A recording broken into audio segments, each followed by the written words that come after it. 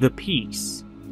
The quiet serenity of simply walking across the surface of yet another new planet, taking in the colors, the shapes, the freedom. The extremely limited palette of sounds made by the wildlife is calming, the repetition keeping my thoughts pure and focused like white noise in the far background. The simple goals, both set by myself and trickled in by the game. The beauty and zen in the mild repetition, not for time wasted, but for time spent reflecting. The chance to clear my mind, roleplay in this world as an isolated wanderer, with an insurmountable task he has no real concern of reaching. The love of exploration, for exploration's sake. The silent lack of verbal language, the void of which is instead filled with oft meaningless, but still heady and interesting prose. These are the reasons I love No Man's Sky.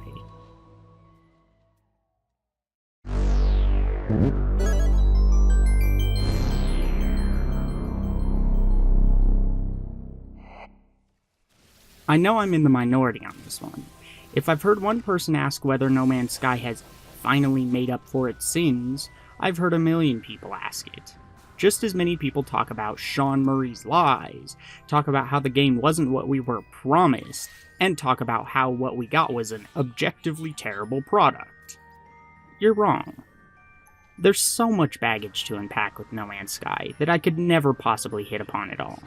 Did Hello Games make some mistakes? Yes. Did Sony make some mistakes? No doubt.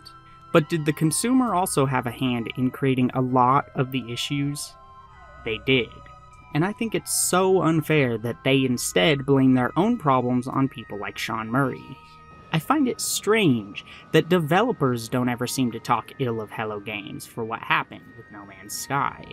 And yet so many people are certain that Sean and Hello Games did something absolutely abhorrent that should be punished. If that was the case, would not the industry itself also make a martyr out of them, speak up against them? It's not exactly uncommon. If Sean Murray was truly a manipulative, money-driven scoundrel, why would he be invited to speak at events like GDC? It just doesn't add up. Everyone thinks they have the truth pinned down, just like they think they have Mass Effect Andromeda pinned, or Final Fantasy XIII pinned, or Tim Schafer. Is there some truth to their accusations sometimes? Of course. Are there things both we as consumers and they as developers can learn? For sure. But that doesn't happen when we treat everyone but ourselves like the villain. Even when people concede that the consumer hype around No Man's Sky got out of hand, many of these same people continue to try and take the focus off of their end of the blame. So, Sean Murray should apologize, but none of the people who inflated the hype machine and spread lies about him and his team should apologize. That's foolish.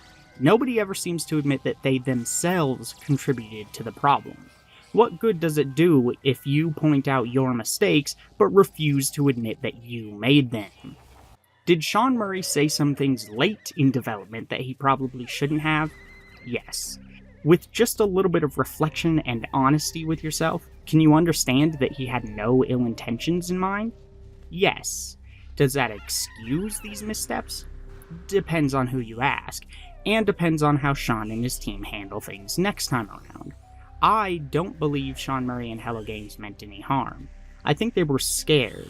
When you're a tiny team whose entire future is riding on an indie game that gained larger-than-life expectations as soon as it was announced, a publisher pushing you to make a AAA experience out of said indie game, and people drooling for any information they can glean from your words, it's easy to trip over your own tongue. People were going to create rumors and hype no matter what was said about the game, simply because of the nature of its design. That's not Murray's fault. So many people spread lies about his so-called lies, the irony deafening. They shout with false authority, demanding recompense for imaginary mistakes they found in an internet hate bible, without researching any of what they so vehemently detest themselves. They were told by another what was truth, and that was good enough for them. The list of sins perpetrated by one Sean Murray is vast, well known, and yet so few of the sheep bleating about his evil intentions actually know more than what was written in their doctrine of grievances. They put all of their faith in these words and rumors, shared like sacred scripture, and take joy in crucifying a mostly innocent human being. They don't want justice. They don't want growth.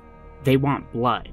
Sean Murray is a martyr whose sacrifice is based in falsehoods and half-truths. Early in the life of No Man's Sky, people lusted over scraps of information like starving orphans. "Please, sir, can I have some more?" they would whimper, and for a time, they got nothing. Nobody knew anything about No Man's Sky, unsure that their prophet would ever deliver them the heaven they were told about. Was it even real? Eventually, we did get information. That information mostly came in bits. The important thing we skeptics kept in mind was that any and all of these rumors about this digital Holy Land could change with time. No Man's Sky was still being built, and there was no telling what tests could prove to be not viable for the final product.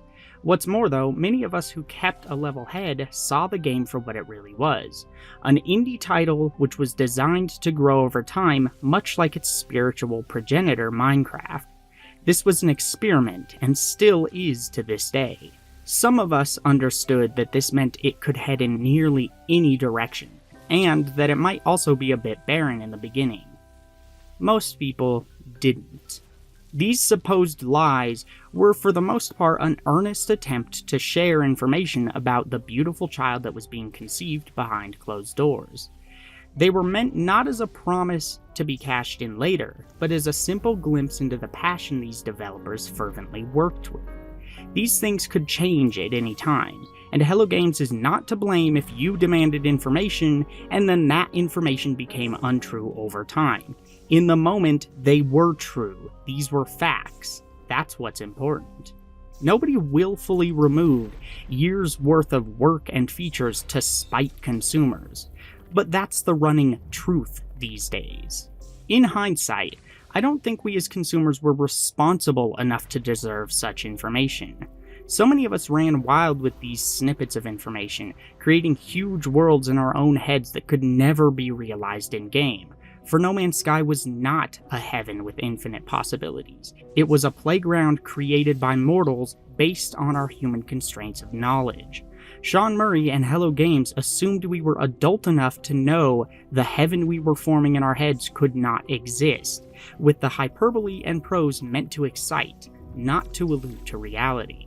For what artist does not want to wax poetic about the things they create? No Man's Sky had a lot of things cut that were talked about at one point or another. Why? Because they weren't working. This is Game Design 101. Your end product will never end up being what you first imagined. These things were removed to create a more consistent, polished package. They were removed because, for one reason or another, they weren't going to work properly by launch. Maybe they didn't even fit the game anymore. It wasn't wise for Sean Murray to let us in on this process, but it wasn't wrong either. Once he realized his creation had become bigger than he could deal with, he panicked, and said some things he shouldn't have said. Sean Murray did say some things he shouldn't have as No Man's Sky neared release. In those last few interviews, he did arguably lie about a few things that did matter. But I don't think that makes him a bad person, nor do I think that means every previous statement he had said was a lie. I don't think this means he deserves to become the martyr, particularly if we're going to base such a response on misunderstandings, hatred, half-truths, and flat-out lies. The goal should be to make things better for next time, not to color someone as the devil they aren't before burying them alive just so we can feel good about ourselves. Go after the real villains. So why do I love No Man's Sky then? Do I think the game is perfect? Is the game exactly what I wanted? Is the game the best experience I've ever had in a virtual world? No. When it released initially, No Man's Sky had a lot of issues.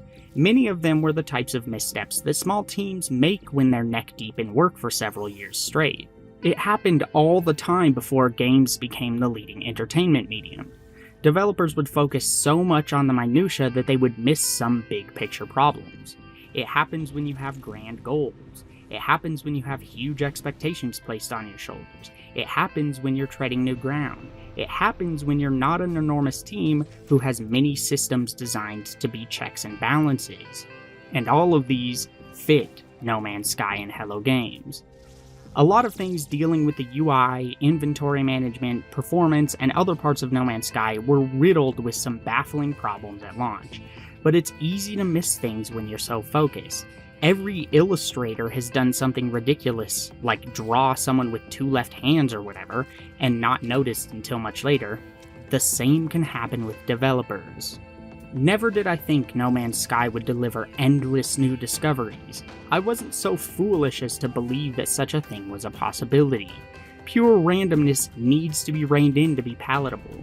It needs the touch of a human to guide it. As much as I would love to see No Man's Sky's variety grow, I was never expecting anything more than what we got in that department at launch, so what I got was enough. I was never expecting a game where I had rigid goals or a deep story.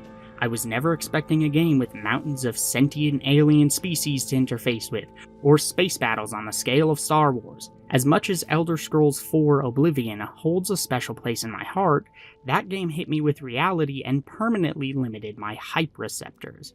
Reading articles about how you could spend hundreds of hours just picking and selling flowers as a legitimate in-game career, hearing people describe the stalking, horrifying nature of the predatory clan fear as they hid in the grass and hunted you, seeing screenshots that looked as real as the park outside of my high school, hearing about hundreds and hundreds of hours of unique content, my mind ran wild. I still loved playing Oblivion in the end, but I learned then and there that in order to prevent your imagination from overtaking your ability to think logically, you have to temper these expectations. You have to take words with a grain of salt, not because we're always being lied to, but because our minds like to make everything seem grander than it really ever is. Actually, effectively, we are being lied to, by ourselves.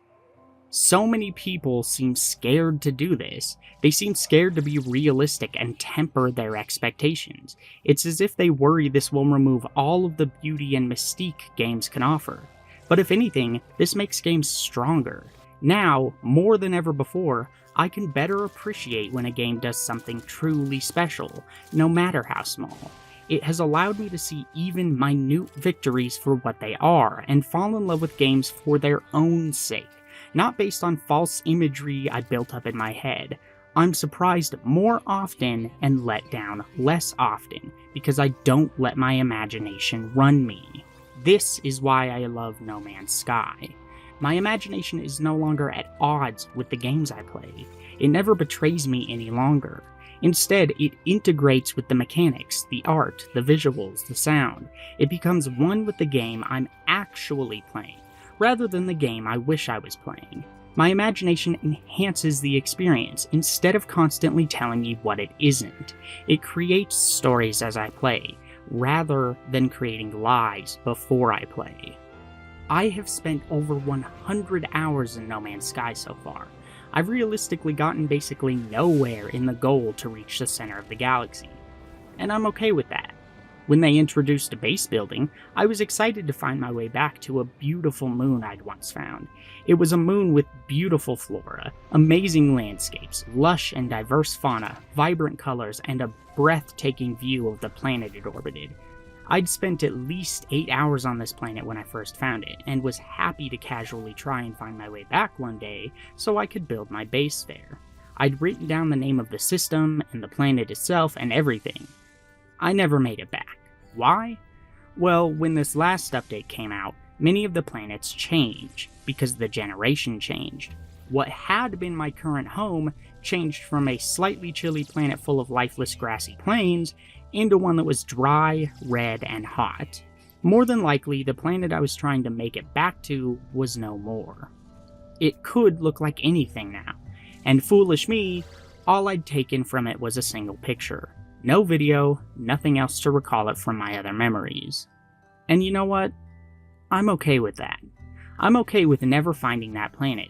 I'm just as happy to be free of it as I was lusting for it. Because for me, No Man's Sky is about more than reaching arbitrary goals. I love the things that they've added to the game to flesh it out and expand it, for sure. But you know what truly makes me happy when I'm playing No Man's Sky? Putting all of my Final Fantasy soundtracks on shuffle, wading into the unknown, and immersing myself in the zen of exploration. No Man's Sky to me is a narrative without words. It's roleplay without a story. It's the embodiment of pure, unrestrained imagination working together with real, tangible systems. It's heavily structured but chaotic, boring yet enthralling, ugly but beautiful, frustrating and yet peaceful. No Man's Sky is an experience I couldn't have gotten if I had chose to succumb to the hype. And that's what I love about it. Oh, and by the way, if anyone who sees this ever runs across the moon Nelakino Kiwad in the Sahanaster 7 cluster in the Euclid galaxy, send me the teleportation code to it. Just because I've moved on from actively trying to find it, doesn't mean I wouldn't like to see what's become of my favorite planet I've found so far. Okay, bye.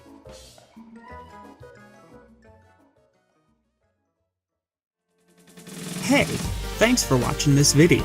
If you're interested in another one, here's the last one that I uploaded. You can also follow me on Twitter or subscribe by hitting the subscribe button.